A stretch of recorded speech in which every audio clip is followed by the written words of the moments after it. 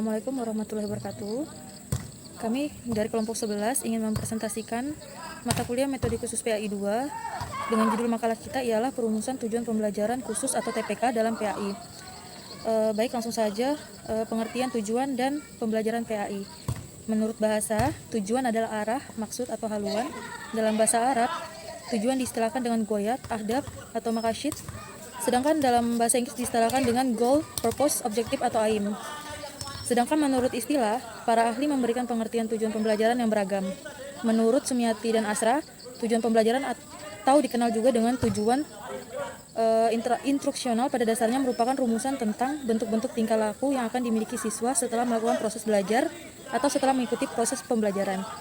Merujuk pada tulisan Hamzah B. Uno, berikut ini dikemukakan beberapa pengertian yang dikemukakan oleh para ahli, yaitu Robert F. Mager 1962 mengemukakan bahwa tujuan pembelajaran adalah perilaku yang hendak dicapai atau yang dapat dikerjakan oleh siswa pada kondisi dan tingkat kompetensi tertentu.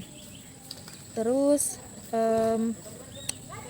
meski para ahli memberikan rumusan tujuan pembelajaran yang beragam, tetapi semuanya menunjuk pada esensi yang sama bahwa ada dua tujuan. Yang pertama, tujuan pembelajaran adalah tercapainya perubahan perilaku atau kompetensi pada siswa setelah mengikuti kegiatan pembelajaran. Yang kedua, tujuan dirumuskan dalam bentuk pernyataan atau deskripsi yang spesifik.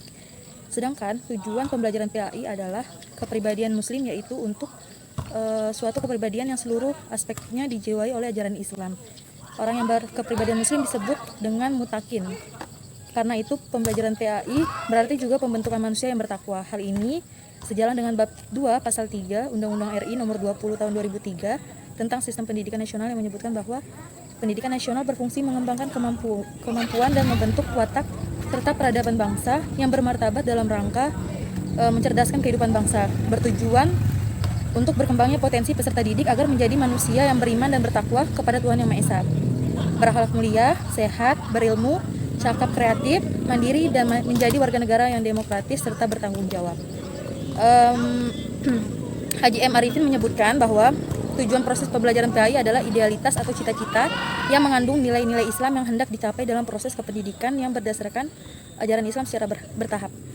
Al-Ghazali sebagaimana yang dikutip oleh Fathia Hasan Sulaiman menjelaskan bahwa tujuan pendidikan Islam dapat diklasifikasikan kepada 1.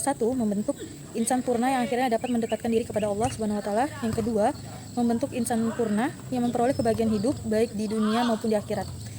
Nah, berdasarkan beberapa pengertian di atas, maka dapat diambil suatu rumusan bahwa tujuan pembelajaran PAI adalah suatu proses yang dilakukan untuk membentuk manusia yang seutuhnya, beriman dan bertakwa kepada Tuhan, serta mampu mewujudkan eksistensinya sebagai khalifah Allah di muka bumi yang berdasarkan pada ajaran Al-Quran dan Sunnah.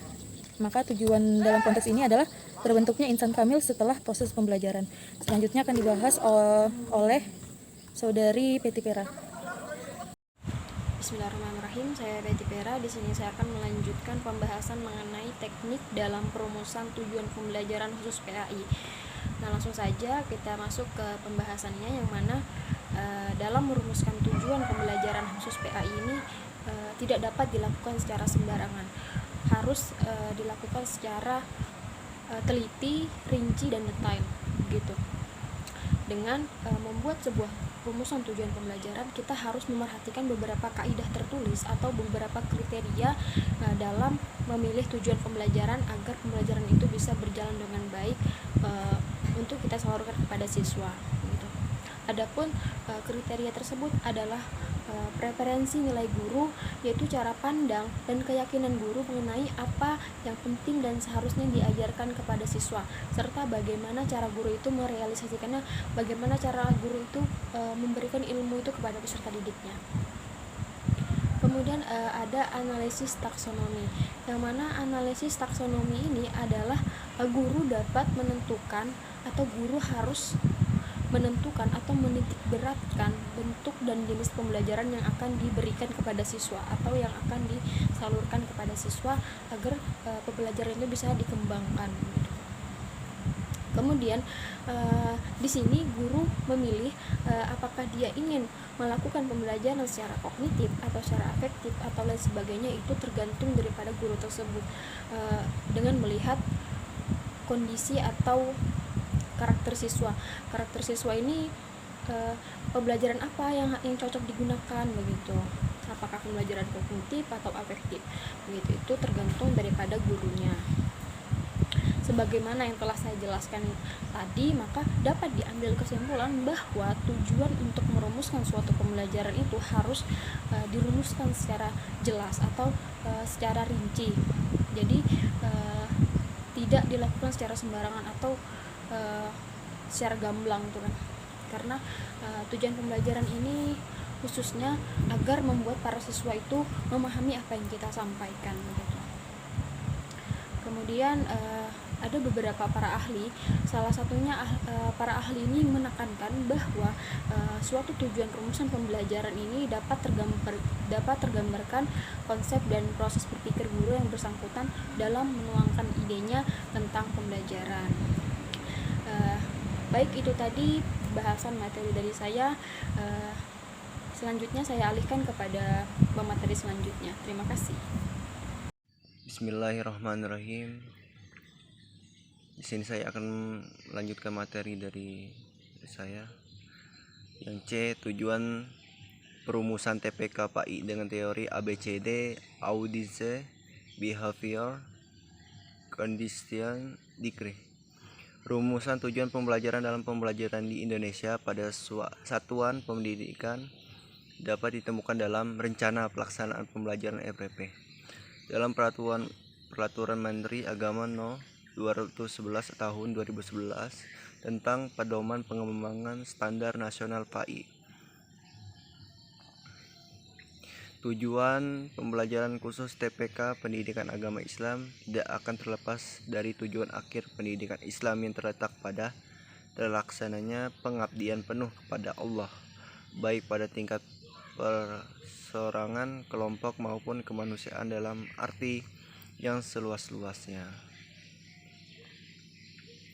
Umi Kulsum mengeneralisasikan tujuan pendidikan Islam ke dalam 4 bagian besar, yaitu beriman kepada Allah, yang kedua bertakwa kepada Allah, yang ketiga berakhlak mulia. Selain perumusan TPK, terdapat perumusan TIK, tujuan instruksional khusus. Perumusan tujuan instruksional khusus TIK adalah pernyataan yang menjelaskan rencana perubahan dari seseorang yang belajar tentang apa yang diinginkan jika ia menyelesaikan suatu pengalaman belajar.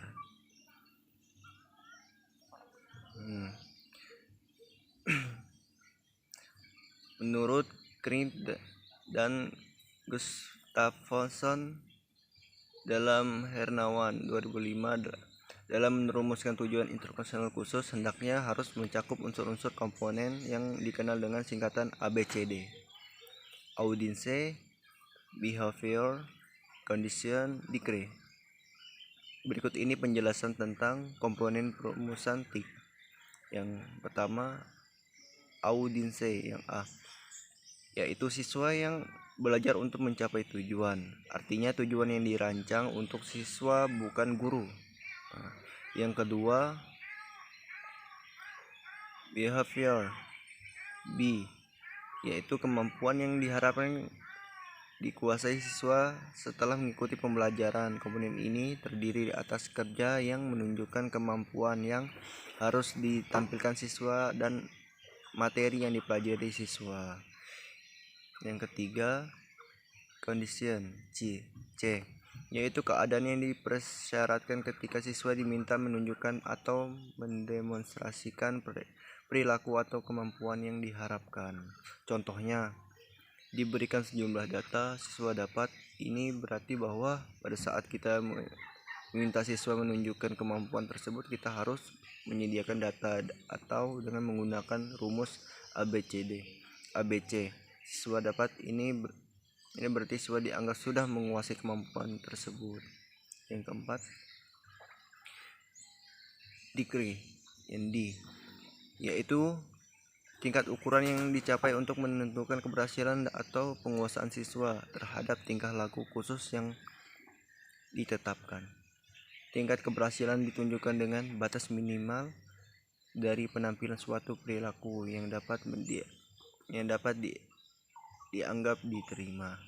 Contohnya, siswa dapat menjelaskan 5 karakteristik pemimpin yang demokrasi. Siswa dianggap belum menguasai tujuan tersebut.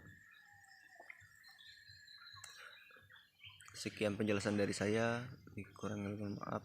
Sekian, terima kasih.